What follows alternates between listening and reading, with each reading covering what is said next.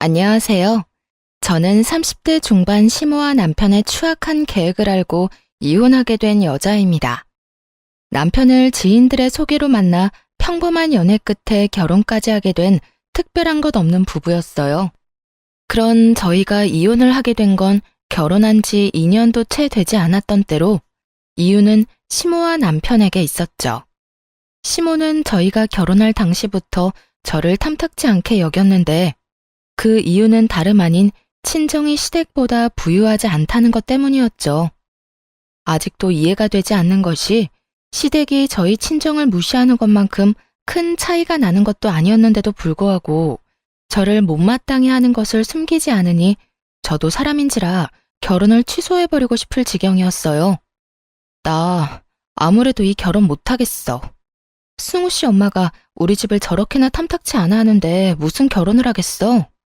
지혜야, 그게 무슨 말이야. 상견례까지 다 끝냈는데 갑자기 결혼을 못하겠다니. 승우 씨도 다 봤잖아. 승우 씨 엄마가 나한테 어떻게 하는지. 정말 이해가 안 되는 게 승우 씨 집이나 우리 집이나 가진 재산 차이가 그렇게 크지도 않은데 왜 승우 씨 엄마는 우리 집을 밥도 못 벌어먹고 사는 집 취급을 하는 거야? 난 이런 취급 받으면서 결혼할 생각도 없고 그런 취급 받으면서 평생 살 자신도 없어. 지혜야, 내가 대신 사과할게. 그런데 지혜야, 내가 너 평생 저런 소리 듣게 할 사람으로 보여? 나도 우리 엄마가 저렇게 나올 거란 생각도 못했기 때문에 대처하지 못했을 뿐이지. 앞으론 우리 엄마가 저런 말 절대 못하도록 내가 알아서 다 해결할게. 그러니까 그런 말 다신 하지 마. 내가 진짜 잘할게. 결혼을 다시 생각해보자는 제 말에 남편은 저를 설득하기 시작하더라고요. 그 당시엔 결혼을 마음먹었을 만큼 남편을 사랑하기도 했고 남편이 시모가 저런 식으로 행동하지 못하도록 제대로 막아주겠다고 호언장담을 하니 다시 마음을 돌려먹게 되었어요. 거기에다 아빠가 일찍 돌아가시고 혼자 계신 엄마에게도 지극정성으로 하는 모습에 한 번 더 믿어보자 싶었던 거였죠. 그렇게 결혼까지 하고 나니 남편이 시모에게 잘 이야기하긴 했는지 더는 재산 문제로 걸고 넘어지는 일은 없었어요. 저 역시 그런 뒷말이 나오게 하지 않으려고 애초에 정확히 반반 결혼을 하기도 했고 누구 한 명이 더 많이 쓰는 일 없이 정확하게 계산해서 반반 결혼이라는 사실을 양갓집에 다 알리기도 했어요. 그 이후로 시모에게 시달리는 일은 없을 거라 안심했는데 시모는 재산으로 말을 할 수 없게 되자 괜한 트집을 잡아 절 괴롭히기 시작했어요.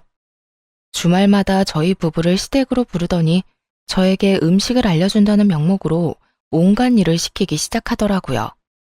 예, 오늘은 김장 좀 하자. 네? 김장이요? 김장철도 아닌데요. 김장은 꼭 김장철에만 하라는 법이라도 있니? 김장김치를 먹고 싶으면 김장하는 거지.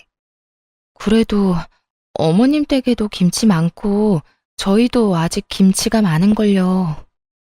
넌 어른 말에 하나부터 열까지 이렇게 말대꾸 할 거니? 그냥 하라고 하면 좀 해. 처음 불렀을 땐 밑반찬을, 두 번째 불렀을 땐 전복죽을 한 냄비 끓여 소분에 얼리라고 하더니 결국 김장하라는 말까지 나오더군요. 처음엔 남편도 시댁에 갈 때마다 제가 갖은 고생을 하니 저를 도와주려고 노력했지만 그럴 때마다 시모의 불호령이 떨어졌어요. 여보, 내가 뭐 도와줄 거 없어? 재료라도 다듬어 줄까? 아니면 식기라도 씻어줘? 아들, 너 지금 뭐 해? 남자가 주방에 들어와서 그러는 거 아니라고 했지? 엄마 밥 얻어먹고 살 때도 안 하던 짓을 왜 이제야 와서 하려고 그러는 거야? 살던 대로 살아, 하던 대로 하고. 혹시 네 집사람이 잔소리라도 하니? 우리 집에 있다가 너희 집에 가면 못 살게라도 구는 거야? 그런 거 아니야, 엄마. 그냥 주말에 쉬지도 못하고 이러고 있으니까 마음에 걸려서 그렇지. 네 눈엔 엄마 힘든 건 보이지도 않아? 그저 마누라밖에 안 보이지? 마누라 힘든 것만 보지 말고 이 엄마 힘든 것도 좀 생각하고 그러려무나. 마누라가 이렇게 와서 하지 않으면 이걸 엄마 혼자 다 해야 하는데 혼자 하다가 이 엄마 몸져 눕기라도 했으면 하는 게야? 에이, 엄마, 그런 말이 아니잖아. 두 사람 다 힘드니까 내가 도우면 좀 더 수월하게 끝날 거 아니야. 얼른 끝내고 다 같이 쉬자. 네가 무슨 도움이 된다고? 헛소리 하지 말고 얼른 주방에서 나가지 못해? 가자미 눈을 뜨고 시모가 고함을 질러대자 남편은 하는 수 없이 주방 밖으로 나가게 되었고 그 후론 가운데서 눈치만 살필 뿐 어떤 행동도 취하지 못했어요. 처음엔 그런 남편의 입장도 이해하려 했지만 제가 힘든 건 하나도 나아지지 않았어요. 남편도 돕고는 싶은데 시모가 뒷목 잡고 넘어가는 신용을 하니 어떻게 할 수 없던 남편도 답답함을 느끼더라고요. 그런데 그런 것도 한두 번이지. 점점 잔소리는 심해지고 주마다 와서 그런 짓을 하고 있자니 이해는커녕 아무 행동도 하지 못하고 있는 남편이 얄미워지더군요. 결국 남편과 전 시댁에 다녀오기만 하면 싸우기 시작했고 어느 순간부턴 그 싸움이 당연해지더라고요. 여보, 정말 어떻게 좀 해봐. 이게 뭐야? 내가 어머님 종노릇이나 하려고 결혼했어? 당신 결혼할 때 뭐라고 그랬어? 이런 일 없도록 중간에서 잘한다고 했잖아. 말은 바로 해. 그때 엄마가 재산 문제로 당신한테 뭐라고 하는 것만 막아준다고 했었어.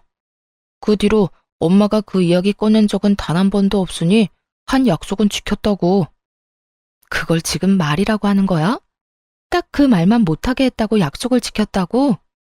당신 눈엔 내가 힘든 건 보이지도 않아? 처음엔 어떻게 해서든 도와주려고 노력이라도 하더니 왜 요즘엔 강 건너 불구경인데? 왜 아무것도 하려고 하지도 않냐고. 그래서 나보고 어쩌라는 거야. 엄마가 내가 나서기만 하면 뒤로 넘어갈 태세로 화를 내는데.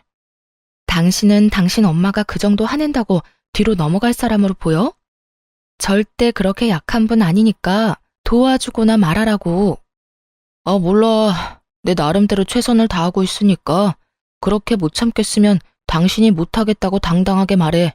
그러면 되겠네. 이런 식으로 나온다 이 말이지? 그래, 알겠어.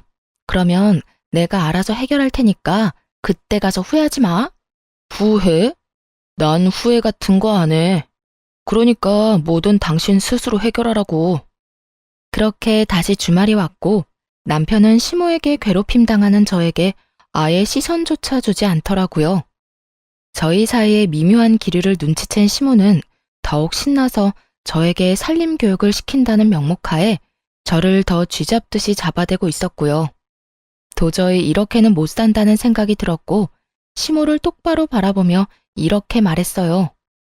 어머님, 저 매주 이렇게 와서 배우는 거 힘들어서 못하겠어요. 더도 덜도 말고 딱 저렇게 말했더니 시모가 당황스럽다는 듯 저를 보더라고요. 그랬겠죠. 이렇게까지 대놓고 힘들다 못하겠다는 말이 제 입에서 나올 거라 생각하지 못했을 테니까요.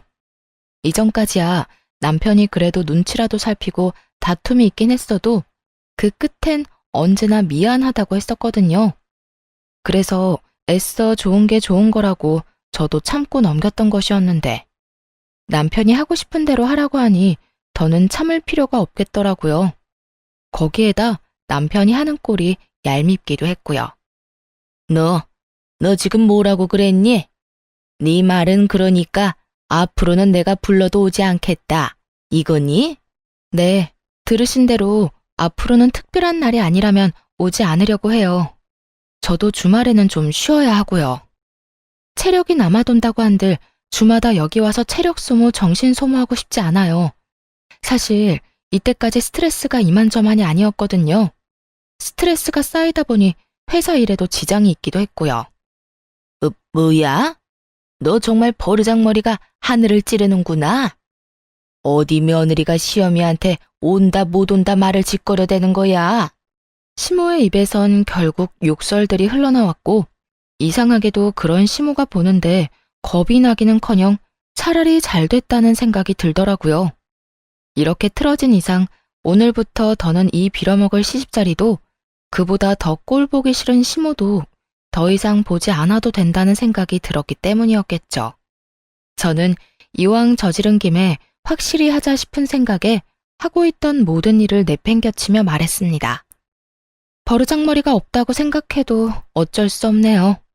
이왕 말이 나왔고 이미 먹을 욕은 다 먹은 것 같으니 당장 오늘부터 하지 않을게요. 시모는 제 말에 어이가 없다는 듯 저를 그저 보고만 있더군요. 그런 시모를 뒤로 한 채 집에 갈 채비를 하고 있었어요. 너무나도 평온한 표정으로 가방을 집어들자 남편은 그제야 상황의 심각성을 깨닫고 어떻게 해서든 말리려고 달려들었죠. 여보, 왜 이래 갑자기? 당신 지금 너무 흥분했어. 일단 흥분을 좀 가라앉히고 생각을 좀 해보라고. 이대로 가면 앞으로 어쩌려고 그래? 당신 이대로 가면 앞으로 우리 엄마 어떻게 보려고. 그러지 말고 지금이라도 우리 엄마한테 사과해. 당신이 사과하는 신용이라도 하면 내가 옆에서 도울 테니까 지금 빨리 사과하라고. 내 말 못 들었어? 더는 힘들어서 이렇게는 못 살아. 그러니까 어머님 마음 상한 게 그렇게 걱정이 되면 당신이 사과하고 당신이 마음 풀어드려. 그러면 되잖아. 당신 진짜 그걸 말이라고 해? 지금 제정신 아니지? 미친 거지? 제발 정신 차려. 지금 정신 차려야 할 사람이 누군데? 왜 내가 사과를 해야 해? 잘못한 사람이 누군데? 아무 잘못도 없는 사람을 그저 며느리란 이유로 주말마다 불러서 못 살게 군 사람이 누군데 나한테 사과를 하라고 하냐고. 난 100번 죽었다 깨어나도 잘못한 게 없어서 사과 같은 거 할 생각은 없으니까 그런 줄 알아. 그렇게 남편과 저의 말다툼이 시작되었고 남편은 시모에게 사과를 해라. 전 절대 못한다고 하며 양보도 없는 싸움이 이어지고 있던 그때였어요. 가방 속에 있던 전화가 울리고 잠시 싸움을 멈추고 전화를 받았어요. 양수키 씨 따님 맞으신가요? 저는 구급센터 대원인데요. 어머님께서 신호등을 건너시다가 음주운전 차량과의 교통사고로 현재 병원으로 옮겨졌습니다. 지금 빨리 병원으로 좀 오셔야 할 것 같습니다. 상황이 좋지 않아요. 그 순간 잠시 정신이 멍해졌어요. 옆에 있던 남편은 계속 시모에게 사과를 강요하고 있는 상황에 남편을 뿌리친 채 병원으로 달려갔어요. 병원에 도착해 엄마를 부르는 순간 엄마는 눈을 감아버렸고 그게 마지막이 되어버렸습니다. 갑작스럽게 엄마가 돌아가시고 장례를 치르는 내내 저는 정신이 나가버린 사람처럼 아무 생각도 할 수 없었어요. 그런 저를 대신해 모든 일을 남편과 시모가 대신해 주었고 정신이 조금 돌아왔을 땐 장례가 끝난 뒤더라고요. 집으로 돌아와 현실을 받아들이고 있으니 남편이 제 눈치를 살피며 서류를 건네주더군요. 여보, 이거 보험회사에서 주고 갔어. 응? 보험회사? 이게 뭐지? 나도 잘 몰라. 그냥 당신한테 전해주라고 하더라. 당신이 장례식장에서 워낙 정신이 없어 보이니까 나한테 준 것 같아. 여기 명함도 같이 받아뒀으니 서류 살펴보고 연락 한번 해봐. 남편은 서류를 건네주곤 화장실로 가버렸고 혼자 서류들을 살펴보았어요. 그 서류들은 엄마의 사망보험금 서류였는데 엄마가 저도 모르게 사망보험을 들어놓았던 것이었죠. 언제 닥칠지 모를 죽음의 순간을 준비하며 남아있을 딸 생각을 먼저 한 엄마를 떠올리니 눈물이 왈칵 쏟아져 나오더라고요. 엄마가 저를 위해 준비한 서류들을 보며 하늘에 계신 엄마가 걱정하지 않게 정신을 다잡고 지금보다 더 잘 살아야겠다고 다짐했어요. 그 후 더 밝게 그리고 더 열심히 살려고 노력했고 이땐 시모도 더는 저를 시댁으로 부른다거나 괜한 트집을 잡는다거나 하는 일은 없었어요. 친정 부모님을 모두 잃은 제가 안타까워 이제 좀 잘해주려나 보다 생각했죠. 남편 역시 저에게 온갖 정성을 다하고 있었고요. 하지만 정신을 차리고 괜찮은 척해도 세상에 혼자 내던져진 우울감이 줄어들지 않더군요. 회사 일을 계속하는 것은 아무래도 무리였고 잠시 회사를 쉬며 정리하는 시간을 갖기로 했어요. 회사를 그만둔 후 엄마가 가지고 있던 여러 재산과 보험들을 정리하러 갔어요. 그 금액은 제가 생각한 것보다 꽤 컸어요. 남편에게 알리지 않고 조용히 혼자 처리하기 시작했죠. 어느 정도 말끔하게 마무리가 되어갈 때쯤 남편이 이런 말을 꺼내더라고요. 너 회사 그만둘까 봐. 너무나 갑작스러웠고 한편으론 의아했어요. 그 전까진 회사에 대해선 단 한마디도 언급이 없었는데 이렇게 갑자기 회사를 그만둔다고 하니 의아할 수밖에 없는 상황이었죠. 뭐? 회사는 갑자기 왜? 무슨 일 있어? 아니, 아무 일도 없는데 장모님 돌아가시고 당신도 너무 힘들어했고 요즘도 당신 보고 있으면 내가 걱정이 돼. 그래서 나도 회사 그만두고 이참에 당신이랑 같이 쉬면서 여기저기 다니는 것도 좋을 것 같은데 당신 생각은 어때? 최선을 다해 제 핑계를 대고 있었지만 그저 그냥 본인이 원해서 그만두겠다는 거잖아요. 남편 역시 상황이 여의찮고 회사 생활이 너무 힘들다면 그만두고 쉬는 걸 반대할 생각은 없었지만 저도 쉬고 있는 상황에서 남편마저 회사를 그만둬 버린다면 앞으로 생활은 어떻게 할 건지 궁금하더라고요. 나 때문에 걱정되어서 그만두는 거라면 굳이 그럴 필요는 없고 당신이 너무 힘들어서 못 견딜 상황이면 그만둬. 그런데 나도 지금 이렇게 쉬고 있는데 당신마저 쉬면 우리 생활은 어떻게 하려는 거야? 그게 나 사업이나 좀 해보려고.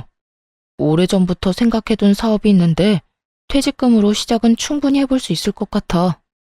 혹시나 모자라면 장모님 재산 정리한 돈 있잖아. 그거 조금만 보태주면 어려움 없이 시작할 수 있을 거야. 역시 제 예상이 맞았어요. 저와 함께 시간을 보내고 싶다던 말은 듣기 좋은 핑계였고 남편의 머릿속엔 이미 계획이 다 세워져 있었죠. 심지어 저는 한 번도 생각해 본 적도 없었던 엄마의 재산까지 사업 계획에 넣어서 말이죠. 사업 좋죠. 그럴 만한 그릇이 된다면 직장 생활보다 사업하는 게 성공할 가능성이 높겠죠. 하지만 제가 아는 남편은 사업할 그릇이 안 되는 사람이거든요. 그런 남편에게 엄마가 남기고 간 돈까지 끌어다 주며 괜한 시간 낭비, 돈 낭비는 절대 하고 싶지 않았어요. 경기 안 좋다고 하루가 멀다고 뉴스에서 난리인데 사업은 무슨 사업이야. 요즘 하던 사업도 전부 망해서 접는다더라. 이상한 생각하지 말고 그냥 회사 생활이나 잘해. 그렇지 않아도 머릿속도 복잡하고 마음도 좋지 않은데 당신까지 신경 쓰이게 하지 말아줘. 응? 단호하게 안 된다고 이야기했더니 오히려 남편은 태세를 바꿔 그저 가벼운 농담이었다는 식으로 말을 바꾸더라고요. 나도 막 진지하게 한 이야기는 아니었어. 그냥 혹시나 내가 회사를 그만두게 되면 나이도 있고 하니까 재취업보다는 사업을 하는 게 좋지 않을까 했던 거지. 그냥 가볍게 한 이야기니까 너무 기분 나빠하지 마. 기분이 나쁜 게 아니라 그냥 좀 당황스럽긴 하네. 하여튼 사업은 반대니까 그런 줄 알아. 남편의 행동과 말이 내심 수상하긴 했지만 가볍게 생각하고 넘기고 말았어요. 왜 회사 생활 오래 하다 보면 다들 이렇게 살 바엔 내 사업하면서 눈치 안 보고 살고 싶다고들 하잖아요. 남편 역시 그런 시기가 왔나 보다 하고 대수롭지 않게 여겼던 것이었죠. 하지만 이런 제 생각과는 달리 이상한 일이 계속해서 일어나더라고요. 일단 제일 이상한 것은 시모의 행동이었어요. 시모는 그런 이야기가 오가고 난 후 계속해서 저희 집으로 반찬을 해서 가지고 오더라고요. 큰일 치른 며느리에게 반찬 좀 해다 주는 게 뭐가 그리도 이상한 일로 여기느냐고 하시는 분도 있겠지만 반찬도 반찬이지만 정말 이상한 건 시모의 표정이었어요. 결혼한 이후 단 한 번도 본 적 없었던 다정한 표정으로 심지어 남편이 좋아하는 반찬이 아닌 제가 좋아하는 반찬들을 가져오더군요. 그야말로 안 하던 짓을 하니까 이렇게까지 하는 의도가 궁금하더라고요. 아가, 여기 네가 좋아하는 숙주무침이랑 제첩국도 좀 해왔단다. 이 제첩 구하느라 내가 얼마나 고생했는지 몰라. 다음에 올 때 혹시 먹고 싶은 거 있니? 네 입맛에 당기는 걸로 해다 주마. 아, 아니에요. 이것만 해도 너무 감사한걸요. 앞으로는 고생스럽게 이렇게 안 해다 주셔도 돼요, 어머님. 고생스럽기는? 우리 며느리 잘 먹는 것만 봐도 내 배가 다 부른걸. 그러니까 혹시나 먹고 싶은 게 생기면 주저 말고 나한테 말하려무나. 네? 아, 네, 감사합니다. 잘 먹을게요, 어머님. 무슨 직장 상사 비위 맞춰주듯 제 눈치를 살피더라고요. 그것뿐만이 아니었어요. 같이 밥을 먹다가 제가 뭔가를 흘리기라도 하면 바로 물티슈를 대령해주기도 했고, 어느 날은 아무 날도 아닌데 명품 가방부터 해서 제가 주로 쓰는 화장품까지 사다 주곤 하더라고요. 그날은 제가 소화가 잘 안 돼 소화제를 먹었더니 그 모습을 본 시모가 앞치마까지 하고 집안일을 하기 시작했어요. 어머님, 지금 뭐 하세요? 뭐 하긴 청소하지. 너 아까 보니까 체한 것 같던데 들어가서 얼른 쉬거라. 내가 청소 빨리 해두고 빨래도 해두마. 그러니까 집안일 신경 쓰지 말고 얼른 쉬어. 체했을 땐 푹 쉬는 게 최고야. 아니에요, 어머님. 제가 좀 이따가 할 테니 그냥 두세요. 어머님이 이러시는데 제가 어떻게 마음 편히 쉴 수가 있겠어요. 아가, 그냥 나를 돌아가신 친정엄마 대신이다 라고 생각하려무나. 엄마가 돼서 딸이 몸이 아프다는데 집안일 정도는 해줄 수 있지 않겠어? 아무리 그래도 체한 것만 좀 내려가고 나면 제가 할 테니 그냥 두세요. 괜찮대도 얼른 들어가서 쉬어. 네가 계속 이러면 이 엄마 마음도 불편해. 호의가 계속될수록 고맙기는커녕 점점 더 불안해지기 시작했어요. 이런 저의 불안이 괜한 기우가 아니었다는 걸 알게 된 건 그로부터 얼마 지나지 않은 어느 날이었어요. 엄마가 돌아가시고 불면증이 심해지는 바람에 수면제를 처방받고 있었거든요. 그날도 수면제를 처방받을 겸 상담을 하러 간 날이었죠. 아무래도 잠을 제대로 자지 못하니 직접 운전해서 가기는 무리더라고요. 일부러 차를 두고 택시를 타고 다녀왔는데 집에 들어가기 전 단지 한 벤치에 잠시 앉아 쉬고 있을 때였어요. 뜬금없이 뒤쪽 분리수거장에서 남편과 시모의 목소리가 들려오는 게 아니겠어요? 원래도 목청이 큰 두 사람이었기에 굳이 얼굴을 확인할 필요도 없이 두 사람의 목소리란 걸 확신할 수 있었죠. 엄마, 이게 마지막이지? 더는 버릴 거 없지? 그래, 마지막이야. 이놈의 쓰레기랑 분리수거는 해도 해도 끝이 없니? 그래도 이렇게 다 해놓고 나니 집이 깨끗하더라. 그러니까 엄마 오늘 고생 많이 하셨어요. 그래도 엄마가 대청소 도와줘서 빠르게 끝낼 수 있었어. 두 사람은 제가 병원에 간 사이 대청소를 한 듯 했어요. 그런 두 사람의 모습에 감동해 울컥하던 찰나 이어지는 두 사람의 대화에 소름이 쫙 올라오기 시작하더라고요. 됐어. 어쨌든 네 집사람 모르긴 몰라도 집이 반짝반짝하다며 입이 귀에 걸릴 거다. 그런데 걔는 정말 잠만 안 와서 정신병원에 간 거 맞긴 한 게야? 혹시 그냥 미쳐버린 건 아니겠지? 요즘 왜 기분이 심하게 왔다 갔다 하잖니? 나도 그냥 그랬으면 차라리 좋을 것 같다니까. 그런데 안타깝게도 미친 건 아니고 그냥 수면제 처방받으러 갔어. 안타깝게도 집사람 아주 지극히 정상이야. 그 순간 두 사람의 대화를 듣고 있는데 정말 제가 미쳐버려 환청이 들리는 건가 싶었어요. 하지만 계속되는 잔인한 대화들은 환청이 아닌 분명한 현실이고 또 그들의 진짜 속내라는 걸 알 수 있었죠. 두 사람의 대화를 한마디도 놓치지 않으려 숨도 제대로 쉬지 않은 채 두 사람의 대화에 집중했어요. 아유, 도대체 이 고생은 언제까지 해야 하는 거니? 네 사업 자금은 아직 소식도 없니? 소식은 무슨, 아직 제대로 말도 못 꺼내봤어. 아직은 더럽고 치사해도 집사람 비 더 맞춰줘야 한다고. 저번에 사업 이야기 잠깐 꺼냈다가 제대로 말도 못하고 그 자리에서 퇴짜 맞았다니까. 두 번, 세 번 이야기 꺼낼 필요 없이 제대로 한몫 뜯어내려면 그 비위 잘 맞춰줘야 한다고. 아니, 도대체 사돈 죽고 물려받은 돈이 얼마나 되길래 그게 한몫이라는 말까지 나오는 거야? 도대체 얼마길래 우리가 이 고생까지 해야 하냔 말이야. 엄마, 가지고 있던 재산은 아무것도 아니야. 장모님이 글쎄 사망보험까지 들었더라니까.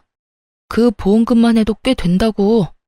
그러니까 엄마는 그냥 나 위한다고 생각하고 집사람한테 잘해줘.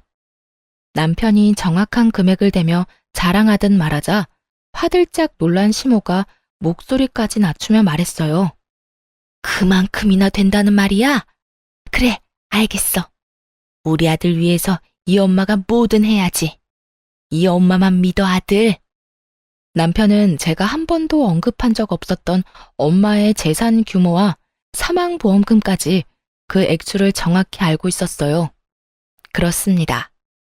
남편은 몰래 제가 물려받을 재산을 조사했고 진작 사망보험금을 받는다는 사실도 알고 있었어요. 두 사람이 잘해주는 이유가 돈 때문이란 사실에 속이 쓰리더라고요. 저는 아무것도 모른 채 두 사람에게 속고 있었던 거였죠. 한참을 빛나는 꿈에 젖어있던 두 사람은 하하호호 웃으며 집으로 들어갔고 저는 넋이 나간 채 그저 멍하니 앉아있을 수밖에 없었어요. 엄마를 보낸 슬픔도 아직 마음속에 남아있는데 믿었던 남편까지 제 뒤로 저런 계획이나 세우고 있다니 내 옆에 믿을 사람 하나 없다는 이 현실에 너무 절망적이었어요. 속이 텅 비는 느낌에 눈물조차 나오지 않았고 그저 그 상황을 최대한 냉정하게 받아들이려고 노력했던 것 같아요. 그렇게 한참 생각을 정리한 끝에 저는 이혼은 물론이며 복수까지 결심하게 되었습니다. 본격적으로 시모와 남편에게 잘 보일 기회를 주기로 했고 남편은 물론이고 시모까지 마음먹고 부려먹기 시작했어요.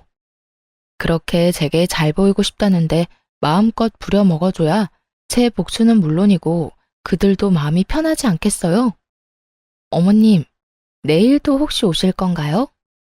응, 너만 불편하지 않다면 이것저것 해서 오려고 하는데 혹시 너 내가 오는 거 불편하니? 아니요, 그런 게 아니라요.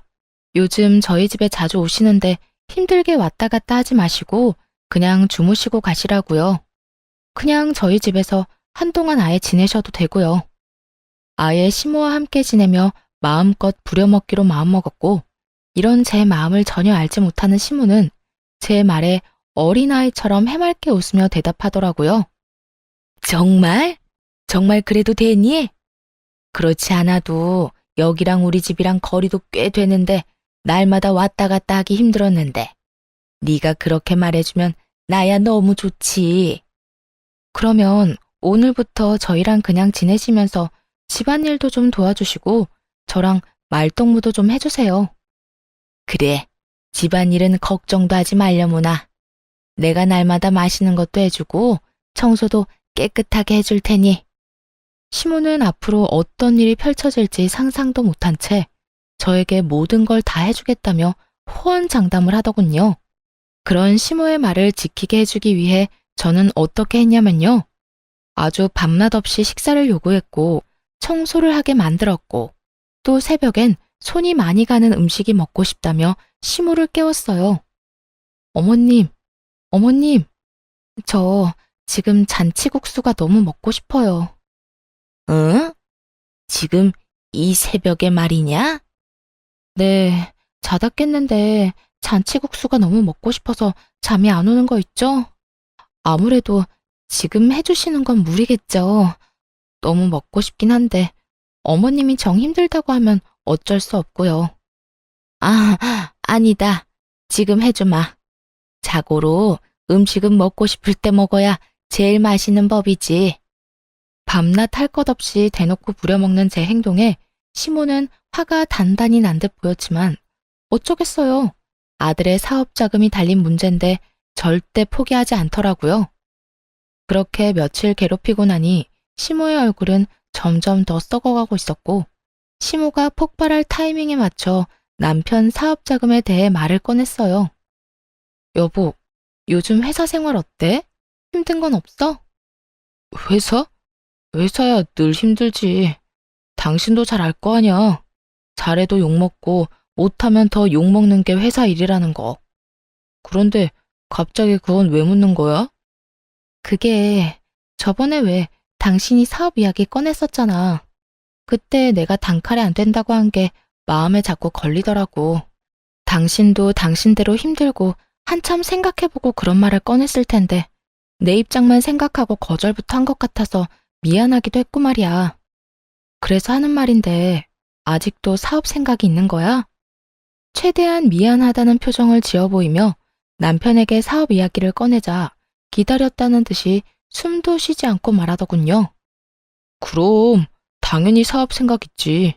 그때 당신한테 말을 못했는데 사실 구체적으로도 계획을 다 세워놨어. 당신이 금전적으로 좀 도와주기만 하면 바로 시작해도 될 정도라니까. 그래? 계획서 있으면 나 좀 보여줘. 보고 괜찮으면 투자 좀 하든가 할게. 정말? 정말이지. 내가 조금 있다가 당신 보기 편하게 정리해서 보여줄 테니까 당신은 잘 보고 투자해 주기만 해. 그러면 내가 정말 열심히 일해서 호강이란 호강은 다 시켜줄 테니까. 전 그저 투자할 생각이 있다고만 했을 뿐인데 남편은 이미 투자받은 사람처럼 다음날 바로 사표를 쓰고 와서는 본격적으로 사업을 준비하기 시작하더군요. 저는 최고의 타이밍을 잡아 이혼을 통보할 때를 기다리고 있었어요. 두 사람이 외출한 사이 보이지 않는 곳에 홈 CCTV를 설치해 시모와 남편의 추악한 계획을 뒷받침할 증거도 확보해 놓기로 했어요. 그렇게 차근차근 통쾌한 복수극을 준비하는 사이 남편은 우선 퇴직금을 쏟아붓더군요. 대책이라고는 오직 제 투자금뿐인 상황에서 일은 일대로 벌이는데 더는 발 빼지 못하는 상황이 되고 있었죠. 그러던 어느 날 잠시 외출하고 돌아왔더니 시모와 남편이 상다리가 부러지게 잔치상을 차려놓고 저를 기다리고 있더라고요. 목적을 누구보다 잘 알고 있었던 저는 일단 차려놓은 밥을 맛있게 먹었죠. 식사가 끝나고 나니 남편이 돈 이야기를 꺼내기 시작했어요. 저기 여보, 그때 말했던 투자금 언제 해줄 거야? 아, 투자금. 일단 이거 뒷정리부터 하고 이야기 나누면 안 될까? 이렇게 엉망진창을 만들어 놓고 무슨 돈 이야기를 해. 빈 접시들로 엉망이 된 식탁을 손가락질하며 말을 돌렸고 남편은 제 말에 밝게 웃으며 본인이 다 정리하겠다고 나섰어요. 손해볼 것이 없었던 저는 편하게 TV나 보고 있었네요. 설거지가 끝나자마자 다시 제 맞은편에 앉아 돈 이야기를 꺼내기 시작했어요. 그리고 남편의 옆자리엔 기대에 가득 찬 표정의 시모가 자리하고 있었고요. 여보, 뒷정리에 설거지까지 다 했는데 이제 이야기 좀 나눠도 될까? 그 전에 내가 할 이야기 있어. 어? 할 이야기? 뭐든지 다 해봐. 무슨 말이든 당신 말이라면 다 들을 준비 됐어. 그래?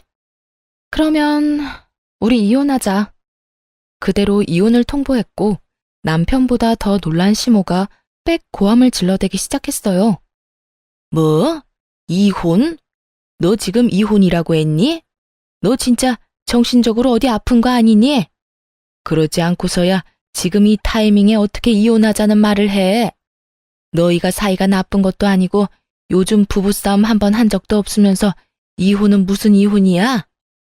이 상황이 믿기지 않는다는 듯 큰 소리를 치는 두 사람에게 제가 알고 있는 사실을 전부 알려주었죠. 안타깝게도 저 아주 멀쩡해요. 아니, 두 사람 덕에 아주 멀쩡해졌지 뭐예요? 당신, 나 몰래 내 재산 조사했더라. 그 돈에서 크게 한몫 챙겨서 잘 먹고 잘 살 계획 세웠던데? 그래서 어머님도 제게 잘해줬던 거 다 알고 있었어요. 두 사람이 그런 말도 안 되는 계획을 세우는데 제가 더 정신을 바짝 차려야 하지 않겠어요? 당신 그걸 어떻게 한 거야?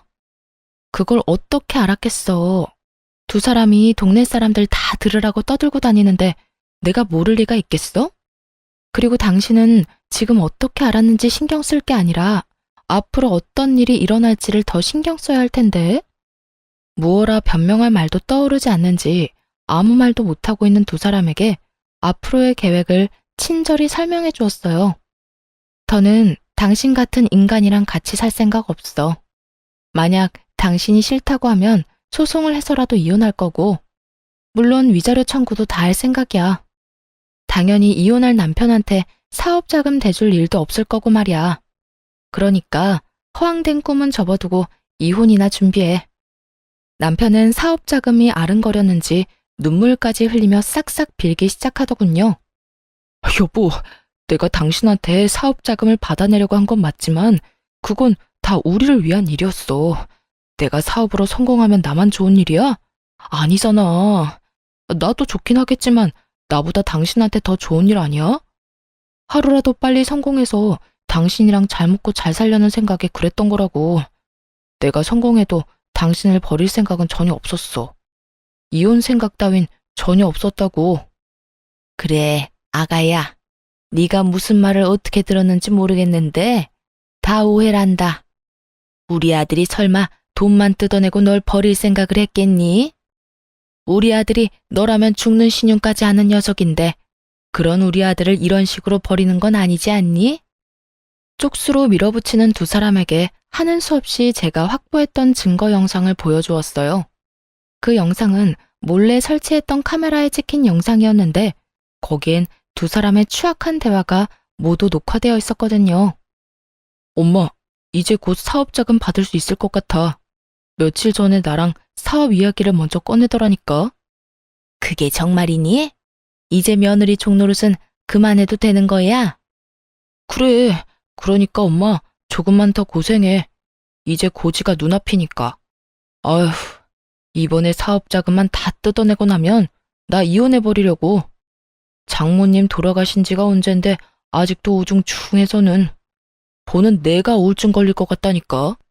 크게 한몫 뜯어내고 사업만 자리 잡으면 확 이혼해버리고 나이도 어리고 밝은 여자랑 새 출발할 거야. 그래, 그건 나도 찬성이다. 내가 말을 안 해서 그렇지 저 물건 요즘 얼마나 기고만장한 줄 아니?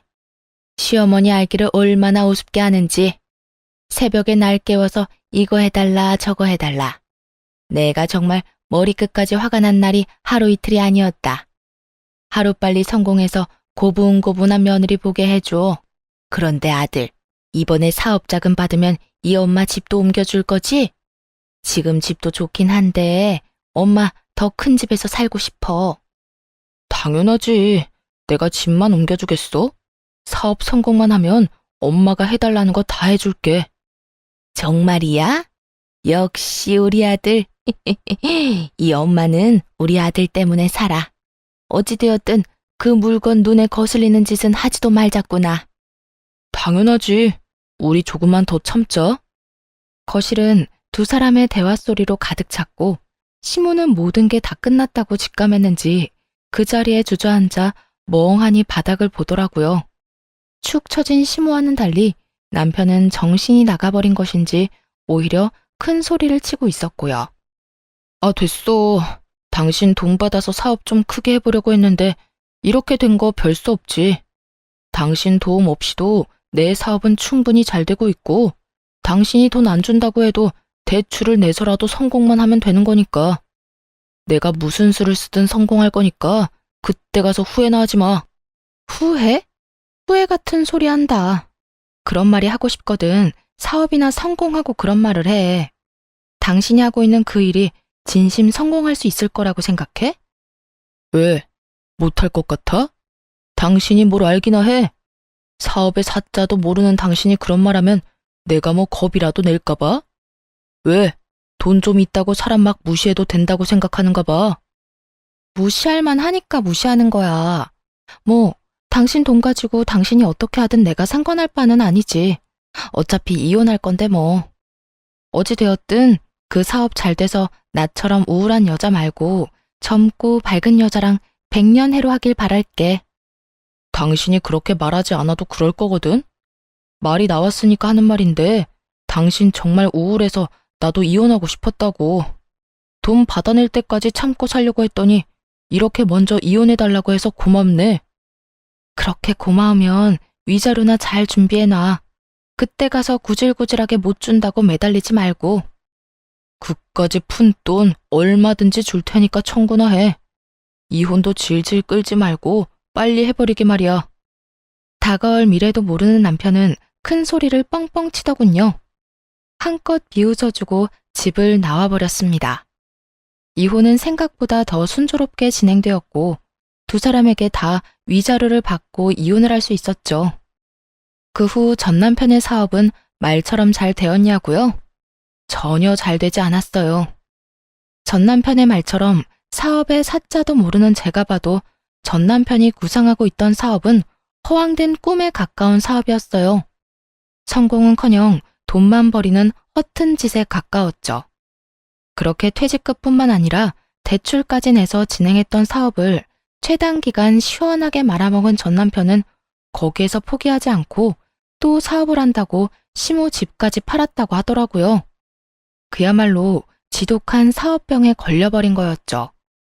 하지만 사업에 관한 그 어떤 지식도 노하우도 없던 전 남편이 돈만 끌어다 붓는다고 한들 그 사업이 성공할 리는 없었죠. 끝끝내 여기저기 돈을 빌리고 다닌다는 소문을 들을 수 있었어요. 그리고 저에게 연락이 왔더라고요. 돈을 빌려달라고 말이죠. 정말 염치 없는 말인 거 잘 알고 있는데 혹시 나 돈 좀 빌려주면 안 될까? 내가 정말 사정이 너무 급해서 그래. 설마 했는데 돈을 구걸하는 연락을 하다니 정말 갈 때까지 갔구나 하는 생각이 들었어요. 전화 걸 때 누구한테 거는 전화인지는 똑바로 확인은 한 거지? 나 네 전 부인이야. 그냥 그저 아는 지인이 아니라고. 알고 있어. 내가 오죽 급했으면 당신한테 이런 연락을 했겠어? 나도 내가 얼마나 지금 한심하게 보일지는 잘 아는데 정말 너무 급해서 그래. 그러니까 나 돈 좀 빌려주라. 당신 나하고 우리 엄마한테 받은 위자료도 있고 장모님한테 물려받은 재산에다가 사망보험금도 있잖아. 너 진짜 제정신 아니구나? 내가 다른 돈도 아니고 우리 엄마 목숨값으로 널 도울 것 같아? 그리고 다른 돈도 똑같아. 너랑 네 엄마한테 받은 위자료는 말 그대로 네가 나한테 준 상처에 대한 대가인데 그 돈을 널 왜 주겠어? 너한테 10원짜리 한 푼 못 주니까 이딴 구걸 하지도 마. 여보, 그러지 말고 조금만, 아주 조금만 빌려주면 돼. 일단 급한 불은 꺼야 할 거 아니야. 이미 이리저리 빌려서 사업은 시작했는데 돈이 조금 모자라서 이때껏 투자했던 돈까지 다 날릴 상황이어서 그래. 그러니까 당신이 조금만, 아주 조금만 좀 빌려주라. 구걸이라고 하든 거지라고 하든 쌍욕을 해도 좋으니 돈만 좀 빌려줘. 야, 제발 정신 좀 차려라. 그릇도 안 되는 게 사업한다고 부모 집까지 다 날려먹었으면 지나가던 똥개도 정신 차리고 사업은 꿈도 안 꾸겠어. 한때 너랑 사랑이란 걸 했던 사람이라서 해주는 이야기인데 그렇게 살다가 새고랑 차는 건 시간 문제야. 그러니까 제발 정신 좀 차리고 다신 연락하지 마. 그대로 전화를 끊어버렸고 그 뒤로도 계속해서 연락이 오길래 아예 번호를 차단해버렸어요. 그 후 들리는 소문으로 전 시모는 여전히 사업병에 걸린 아들이 진 빚을 갚아내느라 식당 일을 하며 고된 노후를 보내고 있다더군요. 그러면 뭐해요? 밑 빠진 독에 물 붓게 아니겠어요? 그 소식을 마지막으로 인연을 끊어낼 수 있었습니다. 그 후 저는 회사 복직을 미루고 재충전의 시간을 보내고 있어요. 요즘은 이리저리 발길 닿는 대로 여행을 다니기도 하고 그렇게 다니다 마음에 드는 곳이 있으면 오래 머무르기도 하며 심적인 안정을 되찾고 있어요. 친정엄마의 갑작스러운 사고와 연달아 일어난 이혼 때문에 힘든 시간을 보낸 건 사실이지만 요즘은 수면제 없이도 잘 잘 만큼 많이 안정된 시간을 보내고 있습니다. 아마 이곳저곳을 다닌 게 많은 도움이 된 듯해요. 회사에서도 이런 제 상태를 이해해 주신 덕분에 올해까지는 마음 놓고 푹 쉬고 내년에 복직할 예정이에요. 다시 일개미로 돌아가기 전 부지런히 여행을 다녀보려고요. 이혼할 당시 힘들었던 이유는 주변에 어떻게 해서든 돈 한 푼이라도 뺏으려는 사람만 있다는 사실이 저를 너무나도 힘들게 만들었어요.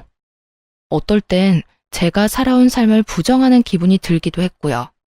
하지만 이혼하고 여행도 하고 또 새로운 사람들을 만나고 그렇게 하나둘 인연을 쌓다 보니 저를 많이 사랑해주고 아껴주는 사람이 있다는 걸 알게 되었네요. 더 이상 인간관계에 힘들어하지도 말고 어제보다 오늘을 더 열심히 살아야겠다는 생각이 들더라고요. 그래서 결론은 지금 참 행복하다는 거예요. 사람들을 많이 만나기도 하고 그런 좋은 사람들과 많이 웃기도 하며 함께 즐거운 시간을 보내고 있어요. 앞으로도 지금처럼 많이 웃고 제 삶에 만족하는 시간을 보내며 행복하게 잘 살아가 보려고 합니다.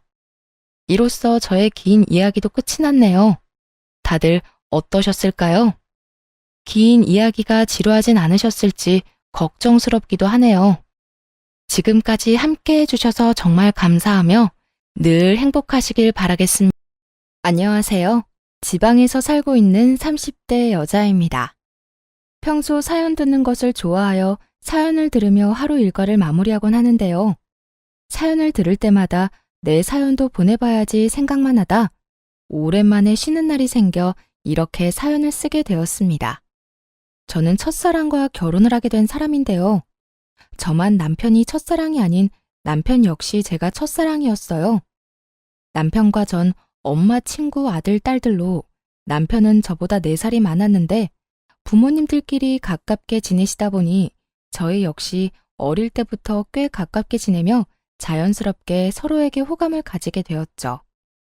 어릴 땐 마냥 친한 오빠였는데 점점 커가면서 이성적인 호감이 생겨나더라고요. 남편 역시 그랬다고 하고요. 서로에게 호감을 가지고 있었던 저희는 고등학교를 진학하게 되면서 바빠진 생활 때문에 자연스럽게 왕래가 없어지게 되었고 30대가 되던 때까지 단 한 번도 만나지 못한 채 지내게 되었어요. 세월이 흘러 저희가 다시 재회하게 되었던 것은 남편의 형인 시숙의 결혼식장이었고 그날 이후 저흰 연락을 주고받다 연인 사이가 되어 결혼까지 하게 된 것이었죠.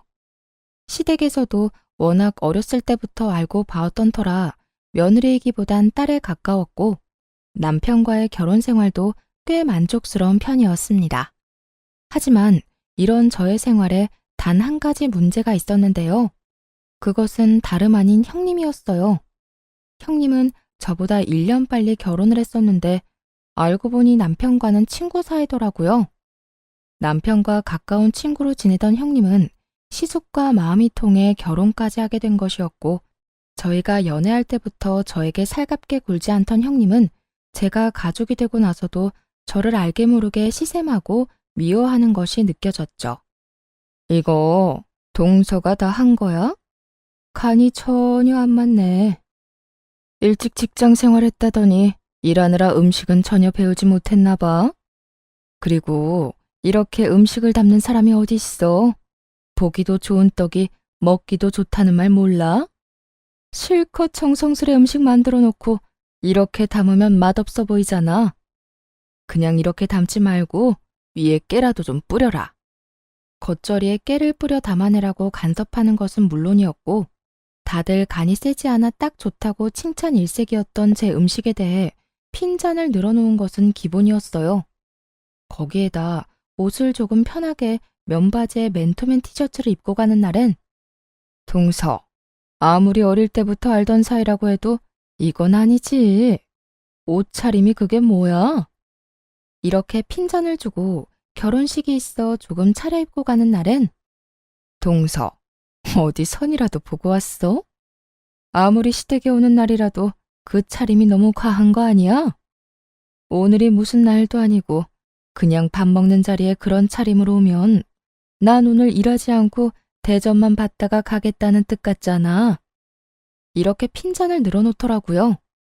그날 역시 다른 날과 다름이 없는 날이었어요.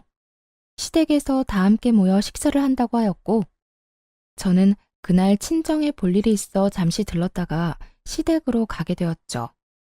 평소 시모가 좋아하시던 친정엄마가 만든 수박 껍질 요리를 가지고 갔는데 그걸 본 형님이 아니나 다를까 어김없이 시비를 걸어오기 시작하더군요. 이게 뭐야?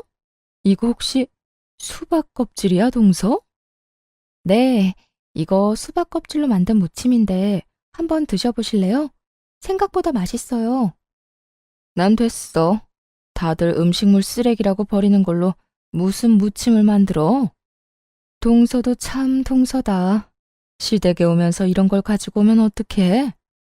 아무리 어릴 때부터 봐서 편한 사이라고 해도 그렇지. 이건 음식이 아닌 쓰레기 아니야? 친정엄마가 정성껏 만들어준 음식을 보고 쓰레기라고 하는데 정말 화가 치솟아 오르더라고요. 아무리 본인은 이런 걸 먹어본 적이 없다고 한들 그런 말을 굳이 입 밖으로 뱉어낼 필요는 없는 거 아닌가요? 그 정도는 상대방에 대한 예의이고 상식이라고 생각하는 전 도무지 형님의 언행이 이해가 되지 않았고 그와 더불어 화도 많이 난 상태였죠. 형님, 아무리 그래도 해온 사람 정성이 있는데 그걸 쓰레기라고 하는 건 너무한 거 아닌가요? 동서, 왜 이렇게 흥분을 하고 난리야? 아니, 그렇잖아. 다른 사람들은 수박 먹고 껍질 버린다고 골머리가 아프다는데 동서는 그런 음식물 쓰레기로 음식이라고 만들어 왔으니 내 입장에선 양념한 음식물 쓰레기라고 생각할 수밖에 더 있겠어. 그래도 음식물 쓰레기는 아니죠. 제가 설마 음식물 쓰레기를 시댁에 가지고 왔겠어요? 아니면 그만이지. 뭘 이렇게 화까지 내고 그래? 음식물 쓰레기 같아 보여 음식물 쓰레기라고 했을 뿐인데 바른말 2번 했다간 동서 나한테 욕도 하겠어. 제가 반응을 보이자 그것이 또 재미있었는지 더욱 신나서 비아냥대기 시작했고 전 그런 형님의 모습을 보며 순간 정말 눈이 핑 돌아갈 만큼 화가 나더라고요. 그래서 제가 무어라 형님에게 한 소리 하려는 찰나 저희 대화 소리를 다 들어버린 시모가 주방으로 걸어 들어왔어요. 척 보기에도 화가 단단히 난 표정을 한 시모는 형님의 곁에 서더니 상황에 대해 물어보기 시작하더군요. 무슨 일이길래 주방에서 음식물 쓰레기라는 말이 나오는 거야? 전 당연히 아무 말도 하지 않았고 수박 껍질 무침이 저희 엄마가 해준 음식이라는 것도 시모가 그것을 좋아한다는 것도 전혀 알지 못하는 형님이 무침을 가리키며 신나서 시모에게 이르기 시작했어요. 아니 어머님, 이걸 동서가 반찬이라고 가지고 왔더라고요. 수박 껍질 무침이라나 뭐라나? 그래서 음식물 쓰레기라는 말이 나왔다는 게야? 그렇잖아요. 요즘 세상에 먹을 게 얼마나 많은데 이런 걸 가지고 오는지. 괜히 어머님 보시면 기분 나쁘실 수도 있겠다 싶어서 제가 나서서 한 소리 하고 있었어요. 시모의 표정은 더욱 굳어져만 갔고 그런 시모의 표정이 심상치 않음을 느꼈는지 시모의 눈치를 살피며 의아한 표정을 짓더라고요. 어머님, 왜 그러세요? 혹시 기분 나쁜 일 있으세요? 기분? 당연히 기분 나쁘지. 요즘같이 먹을 거 많은 세상에 이런 걸 가장 좋아하는 사람이 바로 나다. 이거 둘째 친정엄마가 나 먹으라고 직접 해서 보낸 것 같은데 너 어떻게 말을 그렇게 할 수가 있니? 네가 못 먹어보고 안 먹는 음식이면 전부 음식물 쓰레기라고 하는 거니? 어쩌면 애가 이렇게도 생각 없이 말을 하는 게야? 형님의 얼굴은 순식간에 새빨개져 아무 말도 하지 못하고 있었고 시모는 그런 형님의 모습이 더욱 화가 난다는 듯 호통을 치기 시작하더군요. 그제야 정말 큰일이 났다 싶었는지 시모에게 빌기 시작했어요. 다른 사람이 정성으로 한 음식에 그렇게 함부로 말하는 거 아니다. 당사자가 이 말을 들었으면 얼마나 힘 빠지고 기분 나쁘겠어. 어머님, 저는 동서 친정어머니께서 해주신 음식이라고는 생각도 못했어요. 어머님이 좋아하시는 음식이라고는 더욱 생각 못했고요. 정말 죄송해요. 제가 생각이 짧았어요. 그러면 넌 그저 둘째가 한 음식이라고 생각하고 그런 말을 했다는 건데 그건 그거대로 문제가 있지 않니? 어떻게 당사자를 앞에 두고 음식물 쓰레기라는 말을 할 수가 있어? 내 앞에선 갖은 착한 척은 다 하더니 모두 연기였던 게야? 아니에요. 그런 게 아니라 저도 모르게 나온 말이에요. 정말 죄송해요. 동서, 기분 많이 상했어? 내가 미안해. 앞으로 조심할게. 형님은 시모에게 용서를 구하는 것도 모자라 저에게까지 사과를 하는 태도를 보였지만 시모의 마음을 돌리기엔 이미 늦은 듯 하더라고요. 형님의 사과에도 불구하고 형님은 시모에게 미운 털만 잔뜩 박힌 채 저녁 식사도 하지 못하고 집에서 쫓겨나 버렸으니까요. 아무래도 기분이 상해서 안 되겠구나. 넌 오늘 여기서 밥 먹지 말고 집에 가서 밥 먹거라. 너 보면 음식물 쓰레기라는 말이 귓가에 맴돌아서 밥을 먹을 수가 없어. 어머님, 정말 죄송해요. 제가 오늘은 그냥 가고 나중에 따로 한번 올게요. 정말 죄송해요. 평소엔 화 한 번 제대로 내지 않는 시모였는데 지금껏 제가 단 한 번도 보지 못한 모습을 보이며 화를 냈고 깨달은 것이 많았던 형님은 방법을 바꿔 저를 싫어하는 티를 내기 시작하더군요. 저에게 말을 걸지도 않을 뿐더러 시선조차 주지 않으며 그야말로 저를 투명인간 취급을 하기 시작했죠. 형님, 언제 오셨어요? 제가 이렇게 말을 걸어도 제 말은 안 들리는 사람처럼 시모에게 쪼르르 달려가 갖은 알랑방귀를 끼어대더군요. 어머님, 저 뭐 하면 될까요?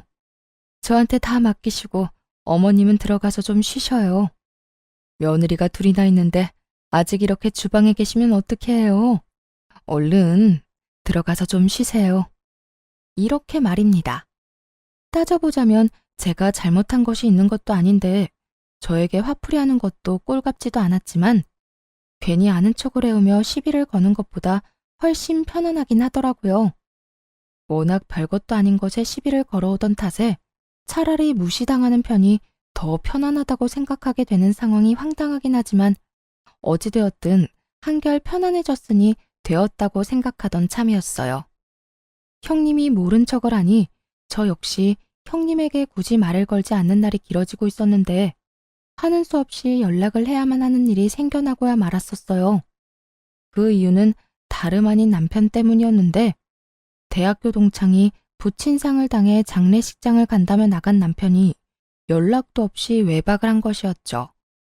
날이 밝아올 때까지 남편은 여전히 연락이 없었고 저는 하는 수 없이 대학교 동창인 형님에게 연락을 하게 된 것이었어요. 동서가 무슨 일이야? 나한테 연락 한 통 한 적이 없는 사람이. 그게요, 형님. 다름이 아니라 저희 남편이 대학교 동창 부친상에 간다며 나갔는데 연락도 없이 외박을 해서요. 아직도 연락이 안 돼서 걱정이 돼서 연락드렸어요. 그래서 말인데 혹시 형님 친구분들께 어떻게 된 일인지 좀 여쭤봐 주시면 안 될까요? 아무래도 무슨 일이 있는 것 같은데 아예 연락이 안 되니까 불안해서 가만히 있을 수가 없어요. 뭐? 외박? 어제 승인이 아버지 장례식장에 애들이 많이 모이긴 했었거든. 나도 잠시 다녀오기도 했고 말이야. 네, 그래서 형님께 전화드렸어요. 제가 그이 친구들 전화번호는 아는 게 없어서요. 그래, 잘했어. 어제 보니까 서방님이 많이 힘들어하긴 하더라고. 제일 친한 친구라서 울기도 많이 울고 말이야. 아마 그 정신에 정신없이 손님 받고 이런저런 일 하느라고 연락도 못하고 잠들었나 보네.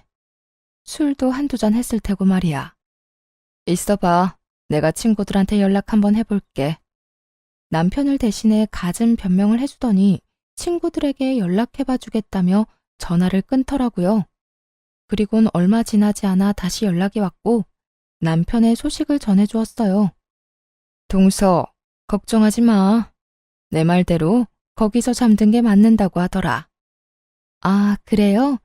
다행이긴 하네요. 연락도 없이 외박한 적은 처음이라 5만 가지 상상을 다 했지 뭐예요. 왜 안 그렇겠어. 나라도 그랬을 거야. 어쨌든 서방님 어제 장례식장에서 손님 다 받고 새벽녘까지 승인이랑 둘이 울고불고 하다가 잠들었다고 하더라. 그러니까 동서도 오늘은 잔소리하지 말고 그냥 넘어가 줘. 서방님이 오죽했으면 동서한테 연락할 정신도 없었겠어? 네, 감사해요 형님.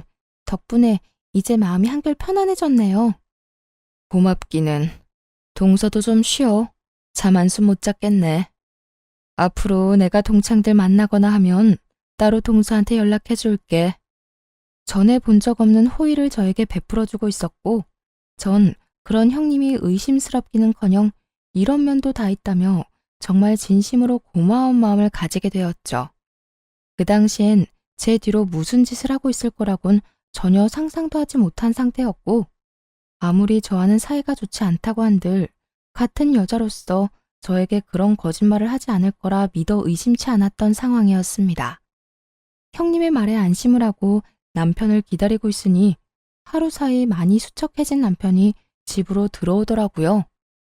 남편은 저와 눈도 제대로 마주치지 못한 채 주저리 외박 사건에 대해 변명하기 시작했어요. 여보, 미안해. 나도 모르게 지쳐서 잠이 들어버렸지 뭐야.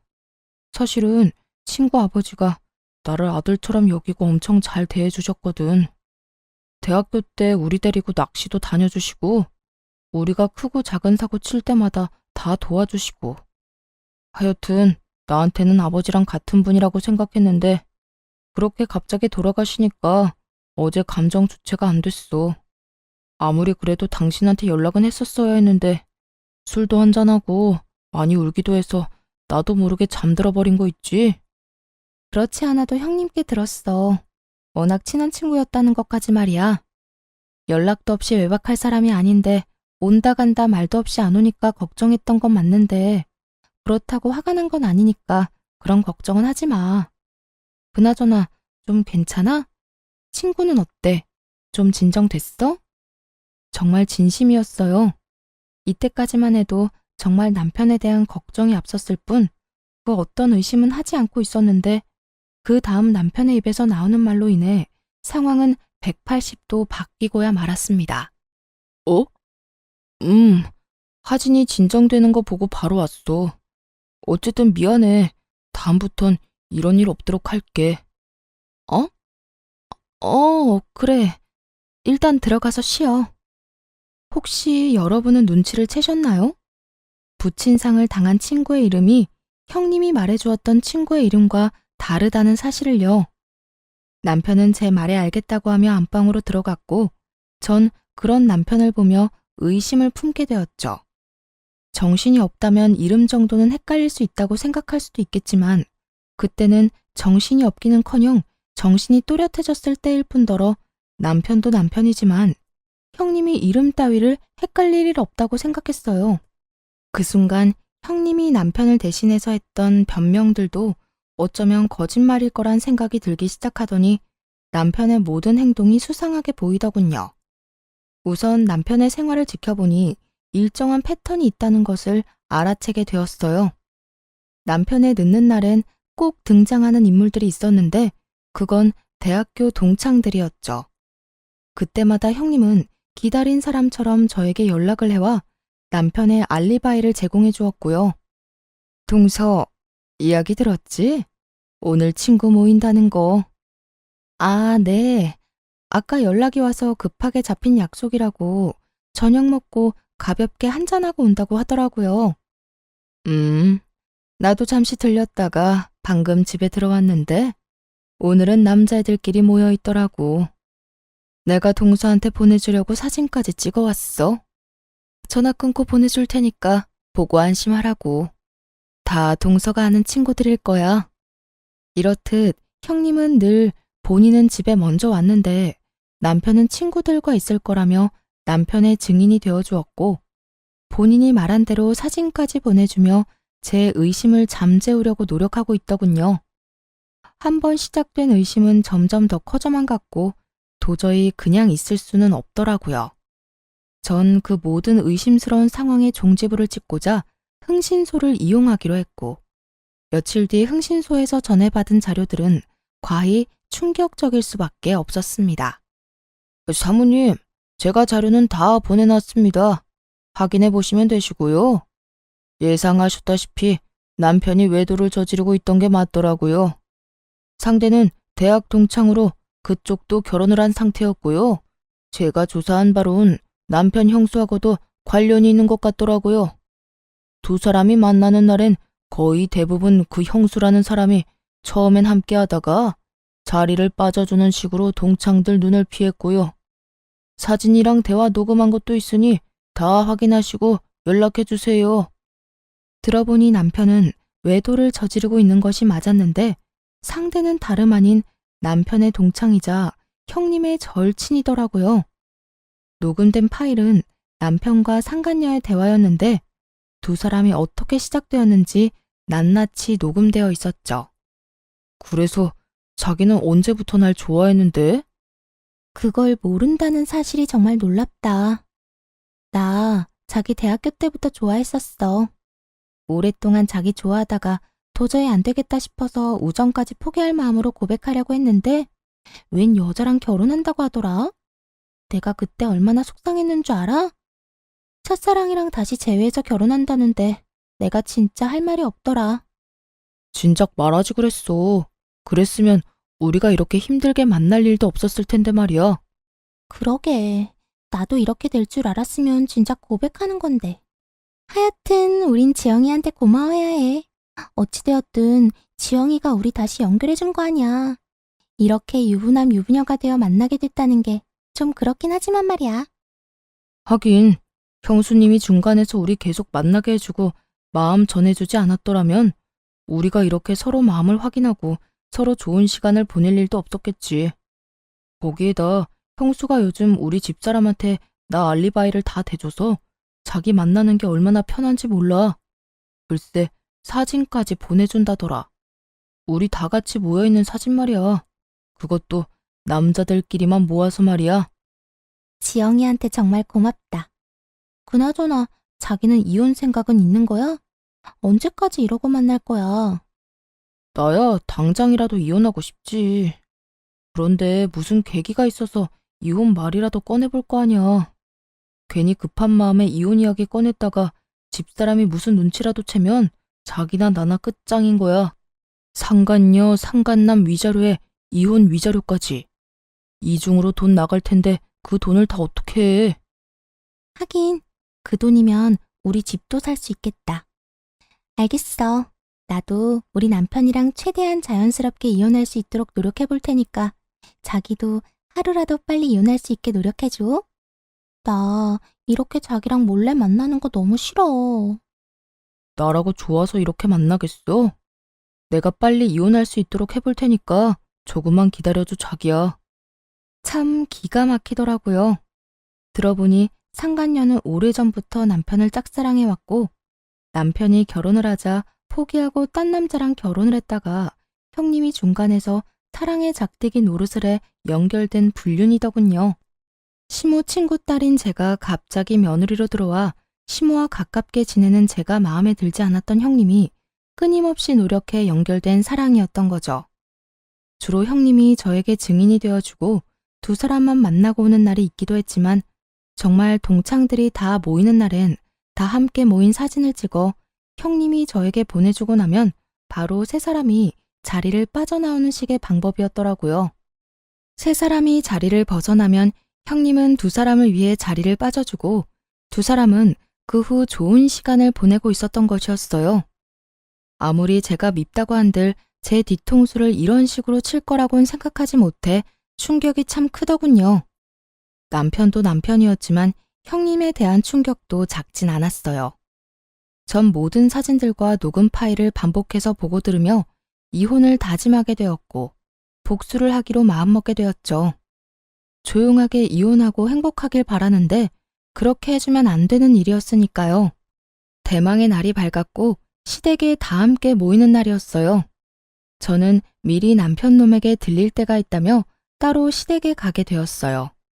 조금 늦게 시댁에 도착하니 온 식구들이 모여 앉아 이야기를 나누고 있었고 정 그대로 시부에게로 다가가 외도 증거들을 건네주었어요. 저에게 여러 증거를 받은 시부는 한참을 그 증거들을 들여다보더니 고함을 질러버리더군요. 이놈의 자식이 이게 무슨 인간 같지도 않은 짓거리야? 남편은 자신을 향하는 시부의 고함에 깜짝 놀라 토끼 눈을 하고 시부를 보더라고요. 아버지, 무슨 일이길래 그렇게 화를 내세요? 무슨 설명이라도 해주셔야 제가 말이라도 하죠. 당신 아버지한테 뭘 줬길래 아버지가 저렇게 화를 다 내시는 거야? 남편은 저와 시부를 번갈아가며 물어왔고 시부는 저에게 받은 사진을 남편의 얼굴에 던져버리며 호통을 치기 시작했어요. 네가 이딴 짓을 하고 다니라고 우리가 등골 휘게 네 뒷바라지를 하고 내 딸 같은 윤영이한테 장가를 보낸 줄 알아?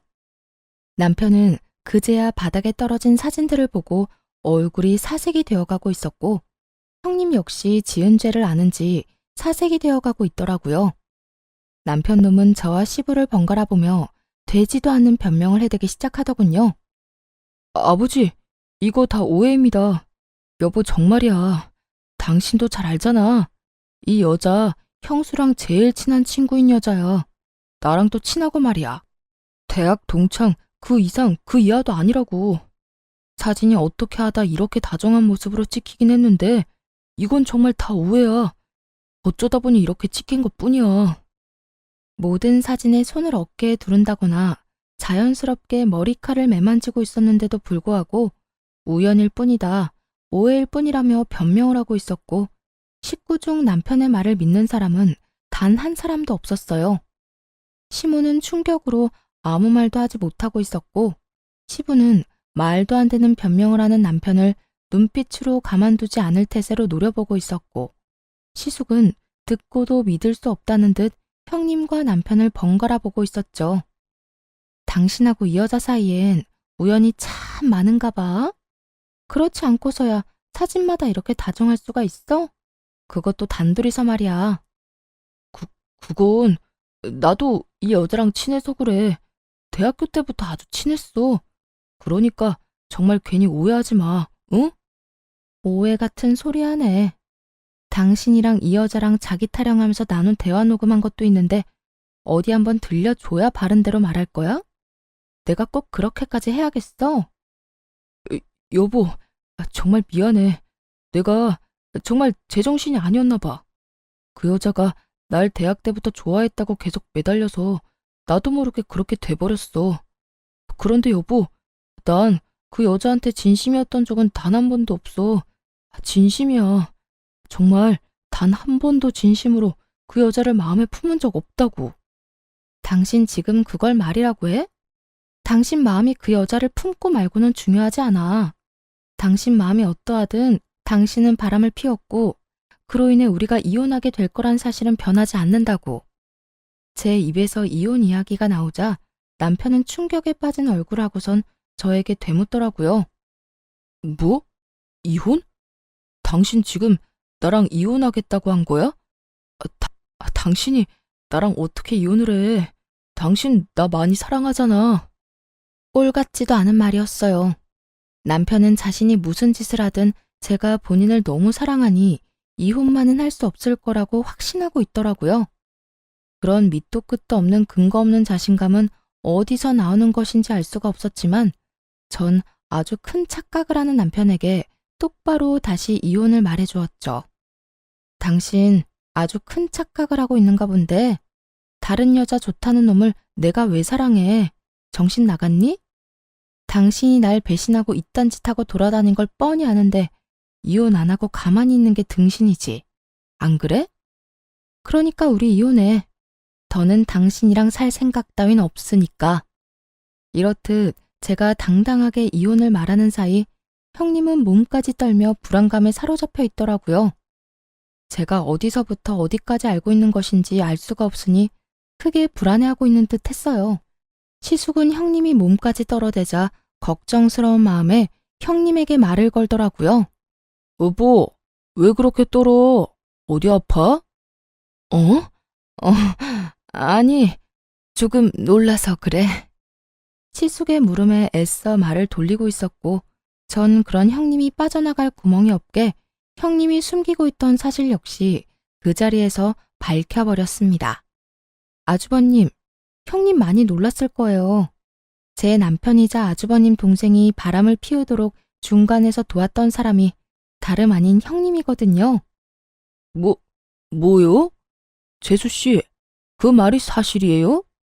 그럼요. 이렇게 된 마당에 저한테 뭐 득이 될 게 있다고 그런 거짓말을 하겠어요. 그리고 또 알려드릴 게 있는데 형님 역시 다른 남자와 외도를 저지르고 있더라고요. 상대 역시 대학 동창이자 유부남이고요. 절친하고 서방님이 외도를 저지르니까 그게 부러웠나? 뭐 좋은 일이라고 그런 것까지 따라하는지 모르겠네요. 맞아요. 저는 남편의 뒷조사를 하며 형님의 뒷조사도 하게 되었고 형님 역시 동창이자 유부남과 외도를 저지르고 있더라고요. 친구들까지 옛 기억을 떠올리며 즐거운 시간을 보내는 동창회가 아닌 불륜회가 벌어지는 것과 다름이 없는 상황이었죠. 제 말을 들은 시숙은 곧장 몸을 떨고 있는 형님의 멱살을 잡아올리며 말했어요. 야, 이게 전부 사실이야? 동창회 간다더니 거기서 내 동생을 바람 피우게 만든 것도 모자라서 당신도 바람을 피우고 있었다는 게? 당신이 어떻게 나한테 이럴 수가 있어? 내가 당신한테 어떻게 했는데? 여보, 내가 미안해. 내가 정말 미쳤었나 봐. 나도 그러지 않으려고 했는데 어쩌다 보니까 그렇게 됐어. 정말 미안해. 미안? 할 짓 못할 짓 다 해놓고선 이제 와서 미안하다고 하면 없던 일이 된다고 생각해? 저 녀석도 그렇지만 당신도 참 염치라고는 없는 사람이구나. 우리도 이혼해. 나 역시 당신 같은 여자랑 더는 같이 살 생각 없으니까. 여보, 이러지 마. 내가 당신 없이 어떻게 살아. 이렇게 감정적으로 생각하지 말고 다시 한 번만 생각해줘. 감정적? 오해하나 본데 나 그 어느 때보다 냉정하게 잘 생각하고 있거든. 이미 머릿속엔 당신하고 이혼 소송할 생각부터 상간남 소송까지 다 그려진 상태야. 그러니까 더는 긴 말 말고 이혼이나 준비해. 시숙은 단호하게 이혼을 선포했고 형님은 그런 시숙에게 울고불고 매달리며 어떻게 해서든 시숙의 마음을 돌려보려 애쓰더라고요. 그리고 형님 역시 자기 친구와 외도를 저지르고 있었다는 사실을 꿈에도 알지 못했던 남편은 형님에게 화를 내기 시작했고요. 네가 어떻게 우리 형을 두고 그딴 짓을 할 수가 있어? 네가 그러고도 인간이야? 이딴 짓거리나 하려고 우리 형 소개해달라고 날 쫓아다녔던 거야? 남편은 본인이 지금 어떤 잘못을 저질러 제 앞에 무릎을 꿇고 앉아있는 것인지 잊은 듯했고 전 남편에게 현실을 자각시켜 주었어요. 당신이 지금 입댈 주제나 된다고 생각해? 남 신경을 쓰지 말고 당신 이혼이나 신경 써. 누가 누구한테 질책을 하고 있어? 남편은 그제야 자신의 처지가 형님과 다르지 않다는 걸 깨달은 것인지 급하게 저에게 매달리기 시작하더군요. 여보, 내가 정말 잘못했어. 내가 정 꼴 보기 싫으면 우리 부모님을 봐서라도 나 한 번만 용서해주라. 우리 부모님이 당신 딸처럼 예뻐했었잖아. 남편은 감히 시부모님들을 입에 올리며 저에게 매달리고 있었고 이때껏 잠자코 상황을 지켜보던 시부가 상황을 정리해버리기 시작했어요. 어디서 우릴 파는 게야? 우린 너 같은 놈이랑 계속 살라고 할 생각 없다. 아버지, 그리 불러도 소용없어. 넌 당장 이혼하고 이혼과 동시에 이때껏 우리가 줬던 모든 것을 다 내놓거라. 집, 차, 카드까지. 하나도 남김없이 다 내놓고 이 집에 기어들어올 생각도 하지 마. 아버지, 이렇게까지 하실 필요는 없잖아요. 이렇게 남김없이 다 가지고 가시면 전 어떻게 해요? 이렇게까지 하게 만든 놈이 누군데 감히 말대꾸를 하는 게야? 시부의 호통에 남편은 제가 이혼을 말할 때보다 더 절망적인 표정으로 고개를 푹 숙이더군요. 그럴 수밖에요. 시댁은 재산이 좀 있는 편이었는데 자식들이 조금이라도 편히 살라고 지원을 아낌없이 해주던 상황이었어요. 그 덕분에 남편은 월급은 월급대로 다 쓰고 부모님들의 지원으로 낭비를 펑펑하고 살았던 사람이었죠. 그런데 그런 남편에게 모든 지원을 끊겠다고 하니 그것이야말로 마른 하늘의 날벼락 아니겠어요? 남편은 아무리 생각해도 지원만은 끊길 수 없었는지 시부에게 더 간절하게 매달리기 시작하더군요. 아버지, 제가 아버지가 시키는 대로 이 사람이랑 이혼하겠습니다. 그러니까 지원은 끊지 말아주세요. 최소한 집이랑 차는 계속 제가 가지고 있게 해달라고요. 사람이 집은 당연히 있어야 살아갈 거고 회사는 다녀야 하니 차는 있어야 할 거 아니에요. 그러니까 아버지, 제발 한 번만 더 생각해 주세요. 제발요. 집이나 차가 필요하면 네 능력으로 사. 이때까지 우리가 그만큼 도와줬으면 최소한 네 통장에 그만한 돈은 있어야 정상이지. 어찌되었든 내 할 말은 끝났으니 더는 긴 말 시키지 마. 시부의 뜻은 확고했고 시부의 말이 끝나자마자 시숙 역시 형님에게 당장 소송을 준비하라고 말하더군요. 상황은 돌이킬 수 없는 상황이 되어버렸고 남편과 형님은 눈물을 펑펑 쏟아내며 빌기 시작했어요. 여보, 그런 말 하지 말라니까. 내가 어떻게 당신이랑 이혼을 해? 난 절대 당신이랑 이혼 못해. 내가 정말 잘못했다니까. 그 남자랑 그렇게까지 깊은 관계도 아니었고 정말 실수에 가까운 만남이었어. 여보, 아버지 말 다 들었지. 나 이렇게 불쌍해졌는데 그래도 나 버릴 거야? 그러지 말고 다시 한 번만 다 용서해줘. 우리가 보통 부부야? 첫사랑이었던 우리가 그 긴 세월을 돌고 돌아 다시 만나 결혼까지 하게 된 부부잖아. 그런 우리가 이까진 일로 이혼한다는 게 말이나 되냐고. 두 사람 다 눈물 없인 들을 수 없는 마음을 쏟아내고 있었고 시숙은 그대로 시댁을 나가버렸고 전 남편에게 다시 한번 이혼을 말해주었죠. 그런 우리 사이를 산산조각 낸 건 당신이야. 그러니까 이렇게 구질구질하게 굴지 말고 예정을 생각해서라도 하루라도 빨리 이혼해. 할 말을 끝내고 시댁을 나가려는데 다급하게 저를 붙잡은 남편이 목소리를 낮춰 말하더라고요. 그러면 우리 아버지한테 내 이야기 좀 잘해주면 안 될까? 괘씸하긴 하지만 불쌍하니까 이때까지 해줬던 그대로 지원해주라고 말이야. 당신이 이 말만 해주면 내가 당신 원하는 대로 바로 이혼 서류에 도장 찍어줄게. 끝까지 참 대단하다 싶었어요. 어떻게 된 인간이 다른 사람도 아닌 저에게 이런 부탁을 할 수 있는지 도무지 이해도 되지 않더라고요. 전 제 귀에 대고 헛소리를 해대는 남편을 밀어버리곤 큰 소리로 외쳐주었죠. 뭐? 당신한테 해주던 지원은 그대로 해달라고 아버님께 말해달라고? 내가 미쳤다고 아버님께 그딴 말 하겠어? 정신 좀 차려라 제발. 지금 심정으론 당신이 가진 거라면 양말 하나까지 싹 다 빼앗고 싶은 심정이니까 헛소리 말고 법원 나오라는 날에 늦지 말고 오기나 해. 전 남편을 뿌리치곤 시댁을 나와버렸고 친정에서 지내며 이혼 소송을 비롯해 여러 소송을 시작하게 되었어요. 저와 시숙의 이혼은 그야말로 위자료 파티와 다름이 없었죠. 각각 배우자와 상간녀, 상간남에게 위자료를 받았고 저는 형님에게 위자료 소송을 해 형님에게도 위자료를 받을 수 있었어요. 잘못을 저지른 모든 사람들이 이중으로 위자료를 주게 되었고 세 사람은 빚쟁이 신세나 다름이 없었죠. 그렇게나 세상에 둘도 없는 사랑과 우정을 뽐내던 세 사람은 소송이 시작되자 철천지 원수와 다름이 없는 사이가 되어버리더군요. 각자 서로의 잘못만을 주장하고 있었고 어떻게 해서든 혼자 살아보려 갖은 애를 쓰기도 했어요. 결국 이혼이 마무리될 때쯤엔 아예 세 사람은 사이가 완전히 틀어져 버린 듯 서로 눈만 마주치면 욕을 한다고 정신이 없더라고요. 이게 다 박지영 너 때문이야. 네가 이 여자랑 나랑 연결시켜주지만 않았더라도 내가 이 모양 이 꼴이 되진 않았을 거라고. 바람을 피우려거든 혼자 피웠으면 됐지. 왜 애먼 사람까지 바람을 피우게 만들어? 참나.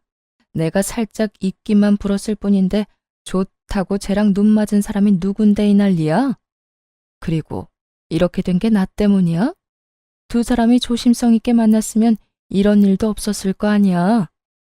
내가 그만큼이나 도와줬는데도 그거 하나 똑바로 못해서 이 사태를 만들어? 하여튼 대학 다닐 때도 그렇게 머리가 나쁘더니 지금도 하나 편한 게 없어. 너 말 다 했어? 내가 저 쓸모도 없는 인간 포기한다고 했을 때 네가 나랑 저 인간 이어주려고 그 애만 쓰지 않았어도 우리한테 이런 일이 일어날 일은 없었거든? 그리고 너 아까부터 그저 우리 돕는 척하면서 말하는데 너 우리 돕는 척하면서 너도 바람 피웠잖아. 그거 왜 이래? 이렇듯 세 사람은 서로 헐뜯는다고 정신이 없어 보였고 그 모습을 마지막으로 세 사람이 함께 있는 것은 보지 못하게 되었죠. 그 후 들려오는 소식엔 상간녀와 예전 형님은 이혼을 당하고 빚쟁이 신세가 되어 각자의 친정으로 찾아갔다고 하더라고요. 하지만 양쪽 집 다 집안꼴을 우습게 만들었다며 대문도 넘지 못하고 쫓겨났다는 말을 전해 들을 수 있었어요. 전 남편 역시 상황이 좋지 않았어요. 전 남편은 저와의 소송은 어떻게 무사히 넘겼지만 상간녀의 전 남편이 회사로 찾아와 한바탕 난리를 피워댄 덕에 회사는 그만두게 되었고 오갈 데도 없는 빚쟁이 신세가 되었다고 하더라고요. 그야말로 돈 걱정 없이 살던 사람이 한순간에 거지 신세가 되어버린 거였죠. 그렇게 거지 신세가 된 전 남편은 오갈 데가 한 곳도 없었는지 저를 찾아왔더라고요. 거짓골을 하고서 울고불고 매달리기 시작하는데 엄청 절박하기는 한가 보더라고요. 여보, 제발 나 좀 살려주면 안 될까? 소문 들었는지 모르겠는데 나 회사까지 잘려서 진짜 돈 나올 구멍이 없어. 그래서 뭐, 나보고 뭐 어쩌라고?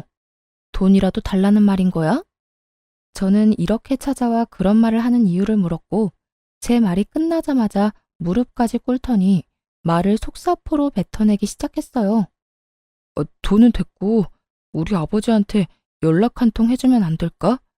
찾아갈 필요까지도 없고 전화 딱 한 통만 해주면 돼.